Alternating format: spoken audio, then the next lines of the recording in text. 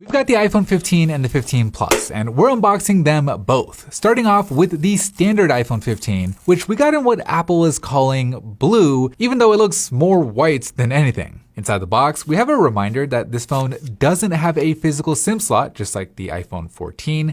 And then new for this year, there's the USB-C cable, so no more lightning cables going forward. And this new cable is actually pretty nice, with it being braided, so it should be a bit more durable, hopefully. But here is the phone itself. And obviously, one of the big new changes is it has a USB-C port instead of a lightning port. It's still kind of weird seeing USB-C on an iPhone, but it does enable some new features that we'll talk about in a sec. But at least visually, a bigger change I think is on the back, where Apple is finally using matte glass instead of the glossy finish on the iPhone 14 and before. Those phones would always pick up fingerprints like crazy and almost felt a little bit too grippy, whereas now the iPhone 15 stays looking clean and it just feels more premium, kind of like the Pro models do. It's not all matte glass though. The camera housing is now glossy, whereas before that part was matte, but I definitely prefer this setup. The aluminum frame has also been improved this year, with it being ever so slightly rounded at the edges. Before it was flat and kind of dug into your hand, making the iPhone 15 feel nicer to hold overall. But you know, most people put a case on their phone anyways, so the real most noticeable change here is there's no longer a notch on the screen, with the standard models getting the same dynamic island that we first saw on last year's Pro models, complete with even the slightly thinner bezels. The screen is also now just as bright as the Pro models at up to 2000 nits, but unfortunately it's still only 60 Hz, which is kind of crazy in 2023, so it's not quite Pro, since Apple obviously needs to convince people to pay more for their other phones somehow. But to be fair to Apple, this year they did bring a much better camera system to the standard models. You still only have two cameras for wide and ultra wide, like that hasn't changed.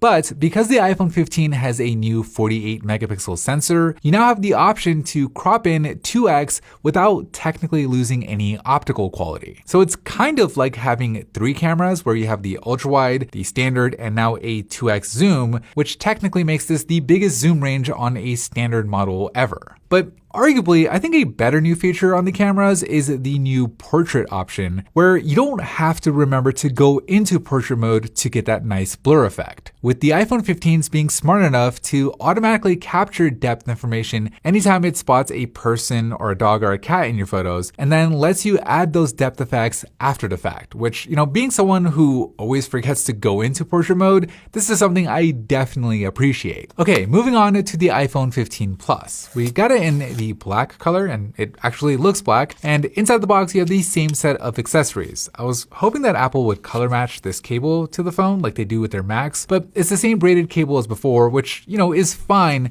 and of course there's no USB-C brick included. I have to say though, this black here looks pretty nice. The matte glass, the black aluminum frame, even the color matched USB-C port itself give it this really cool smoked out look. In terms of features, this phone is almost exactly the same as the iPhone 15. It's the same A16 Bionic chip under the hood, the same camera system, and the same dynamic island. It's just a bigger screen at 6.7 inches compared to 6.1 inches, and then the other main difference is the Plus model here has a bigger battery. Now, when it comes to charging either of these phones, you're going to be using USB-C, of course, instead of Lightning. And, you know, while the charging speeds themselves haven't really changed, I was hoping it'd be faster, but that doesn't seem to be the case. USB-C does come with some pretty cool new features. For one, you can now use the iPhone 15 as a power bank to charge your other devices. So if you're ever in a pinch, you can actually charge your Apple Watch, your AirPods, or even a friend's iPhone with your iPhone. And then two, you can mirror your screen onto a 4K external display